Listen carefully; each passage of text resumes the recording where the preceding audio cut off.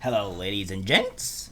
With some more videos coming to you today. Gonna have at least 1 to 2 more, give or take, depending on how many I can roll out between a certain time. So, we'll be talking about inflation and how it's getting significantly worse and how this is a big deal starting with today. So, let's get started. Inflation spiked worse than expected at 8.3% in April, but have surging prices finally peaked. Though stronger than expected, the rate of inflation in April slowed for the first time in 8 months. Thank God. But experts still aren't sure how it will take for prices to return to normal levels, even if the worst has finally passed. Overall, prices rose 0.3% from March, higher than 0.2%. Economists were expecting much lower than the previous month's increase of 1.2%, according to data released by the Labor Department of Wednesday.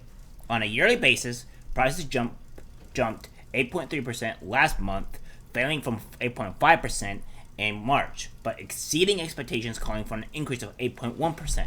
The slowdown marked the first month-over-month decline since August.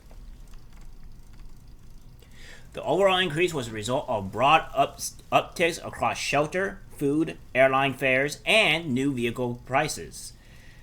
Well, I'm pretty sure most people are not most likely going to get into vehicles and stuff like that because, way too expensive, but I digress. While a month-over-month decline of 6.1% in long-surging gasoline prices, which spiked 18% in March, helped offset the gains, the government said. Core inflation, which includes volatile food and energy prices, rose 0.6% in April after a 0.3% uptick in March, a seriously disappointing jump given expectations for a 0.4% increase. Pantheon Macroeconomics chief economist Ian Shipperson said in an email Wednesday, pointing out a 1.1% increase in the new vehicle prices was significantly bigger than in recent months.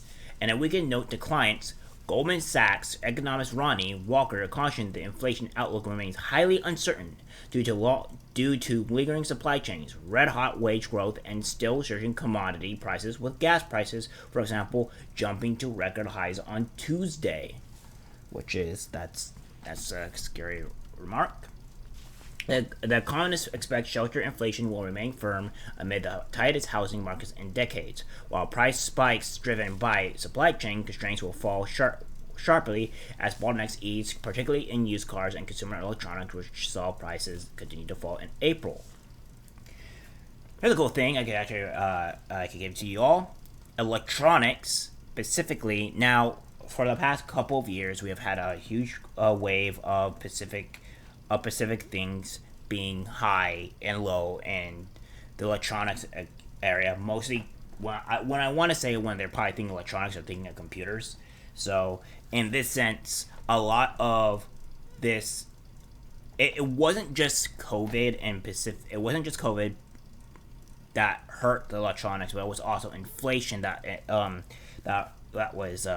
was also a big deal to this. Was new graphics cards hit, the 2070 series, the 2000 series hit. And then you also had the new CPUs that dropped, which those were being sold at a higher price, higher than MSRP price.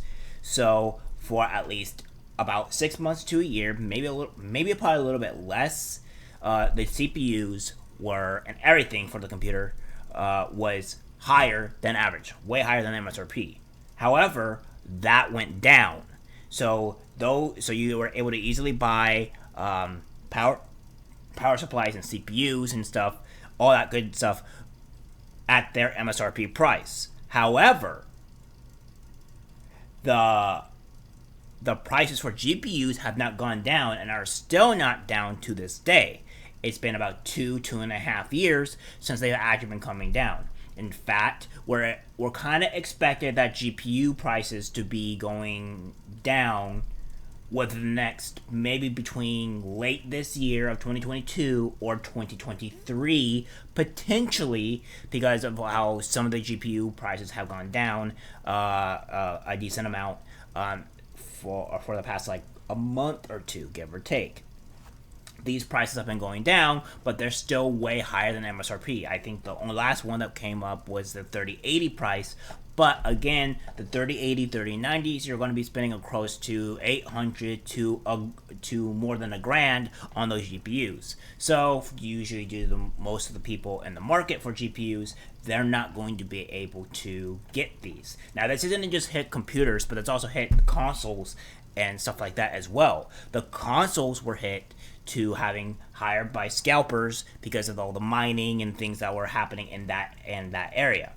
So when they're talking about electronics, this was the inflation hurt electronics, which was hurting computers, which was also probably hurting the computer world as well, considering the fact that a lot of people need these to function in their daily work or what have you.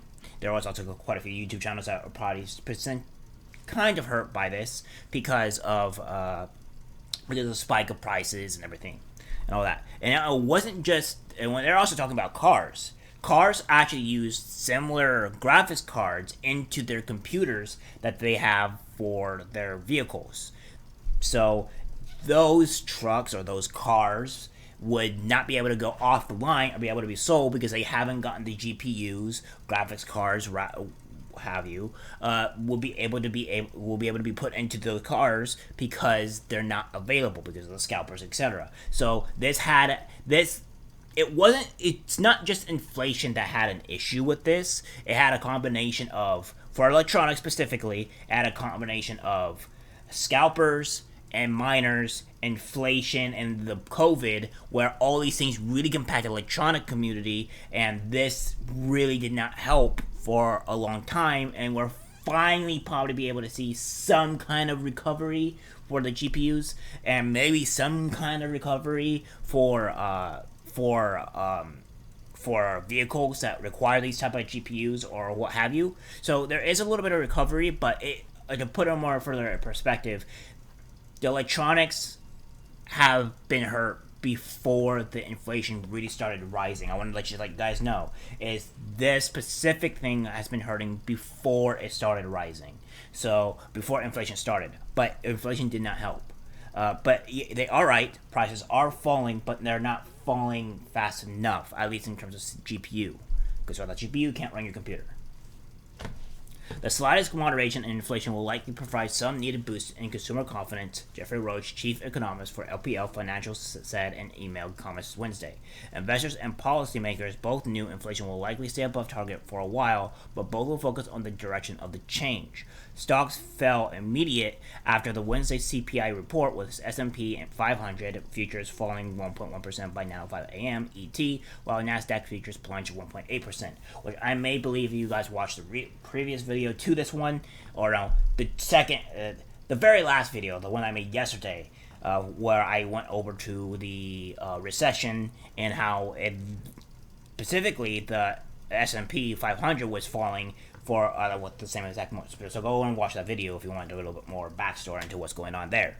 The reopening economy and fiscal stimulus helped fuel one of the strongest starts to a bull market ever during the pandemic, but stocks have struggled this year as the Fed raises rates and unwinds economic support to ease inflation. After rising 27% in 2021, the S&P has fallen 17% this year, while the NASDAQ has flirted with bear market territory, plummeting as much as 26%. A repricing of stocks is currently taking place due to rising interest rates, which mathematically makes stocks less attractive, explains David Bahnsen, Chief Investment Officer of $3.6 billion adversary of the Bahnsen Group. Alright, so there we have it. Yeah, so the inflation is a lot worse than people expected. They might be reaching their peak, but it doesn't look like it's going to. I think it's going to reach at least to 11.7%, maybe potentially even higher than that by the end of this year. We don't know what's specifically going to happen to the issues that are coming forth, but I would say that it's not going to be good. There's also food shortages that are happening on top of the inflation. Just did a video about where babies were having a lack of baby formula, and it's not just going to be babies too. I think adults as well that are actually doing all this type of stuff will have an impact on this as well, and we're gonna see less food. I am already seeing at my stores where they have less food available, or certain items that are not available that is pertaining to food. I may believe we even had a meat shortage at some point at our store. Well, we're doing okay now, but we did have a meat shortage, and we weren't able to get some type of meat for a while, and it's been up and down. So I think we're gonna have a problem with food at some point this year, probably during the summer, which is not good. But I digress. There's a lot of issues that are happening. The White House needs to get on board. Our government needs to get on board and fix these problems and stop spending $40 billion on other countries that it's not going to help the people of America. The people of America are starving. They're hungry. They're suffering. We need to fix this problem.